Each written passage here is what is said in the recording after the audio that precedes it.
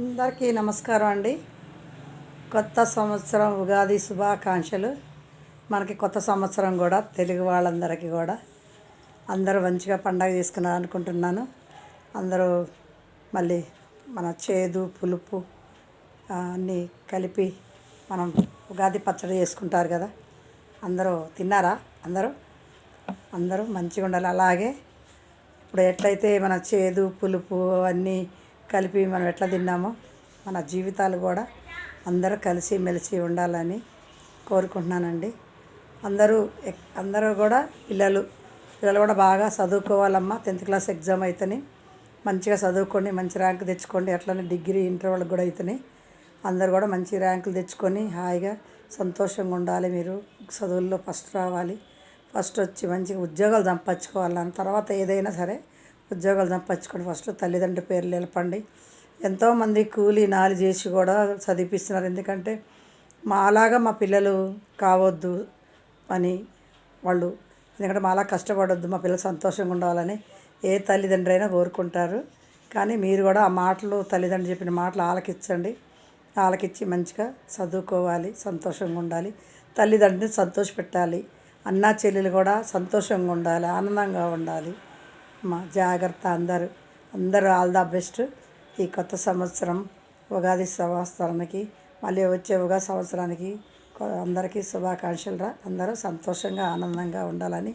అట్లానే డ్యూటీలకు వెళ్ళేటోళ్ళు, వచ్చేటోళ్ళు, పోయేటోళ్ళు కూడా, వాహనాలు నడిపేటోళ్ళు కూడా చాలా జాగ్రత్తగా ఉండండి. ఎంత మెల్లగా పోతే అంత మంచిది. కాకపోతే కొద్దిగా ఒక అడుగు ముందు బయలుదేరి మెల్లగా వెళ్ళండి. ప్లీజ్ మెల్లగా వెళ్ళండి. కొంతమంది బస్సులు, కార్లు అన్నీ చూస్తున్నాం కదా. చాలా జాగ్రత్త అండి. అంటే పైన పోయేటివి కూడా ప్రమాదం అవుతున్నాయి, చెప్పలేం. కానీ కాకపోతే మన జాగ్రత్తలో మనము ఉండాలి. పైన అంటే మనం విమానాలు కూడా పోతున్నాయి కదండి. అట్లనే జాగ్రత్తగా ఉండండి. అందరూ ఈ కొత్త సంవత్సర శుభాకాంక్షలు. చల్లగా అందరూ నూరేళ్ళు వర్ధిల్లాలని కోరుకుంటూ సెలవు తీసుకుంటున్నానండి. అలాగే నాది అల్లాడి హేమలత అనే ఒక ఛానల్లో పాటలు, ఏదో సంతోషం కోసం పాటలు పెడుతున్నానండి. ఆనందంగా ఉండాలని ఆనందంతో. అలాగే అందరూ చూడండి, చూసి లైక్ చేసి గంట కొట్టండి. అలాగే సబ్స్క్రైబ్ చేసుకోండి. నచ్చితే చూడండి, వద్దంటలేదు. కాకపోతే నా ఆనందం కోసం చేస్తున్నానండి. ఎందుకంటే డ్యూటీకి వచ్చినాక నేను ఆశా వర్కర్గా డ్యూటీ చేస్తా. కానీ ఇంటికి వచ్చినాక ఇంట్లో పనులన్నీ చేసుకున్నాక చేయాలనిపించిందండి. ఒక ముసలామె వస్తుంది టీవీలో, ఆవిడ బాగా చేస్తుంది. ముసలావిడ పళ్ళు ఉండవు, ఏముండవు, తిప్పుకుంటూ వాళ్ళ మనవాళ్ళు ఇద్దరు కలిసి చేస్తారండి. నాకు ఆదర్శం ఆమెనే. ఎందుకంటే ఆమె చూశాను, అరే ఆమె చేస్తుంటే మనం ఎందుకు చేయకూడదు అనుకున్నాం. ప్రతి ఒక్కళ్ళు ఎవరికైనా టాలెంట్ ఉండేవాళ్ళు ఖచ్చితంగా చేయండి. చేస్తే మంచి, అంటే దేనికోసం కాదు, మన తృప్తి గురించి, మన సంతోషం గురించి.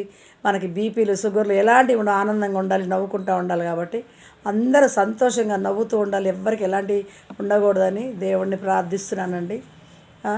మన ముక్కోటి దేవతల్ని అడుగుతున్నాం, ఎవ్వరికి ఎలాంటి ఇది కూడా కావద్దని దేవుణ్ణి అడిగి సెలవు తీసుకుంటున్నానండి.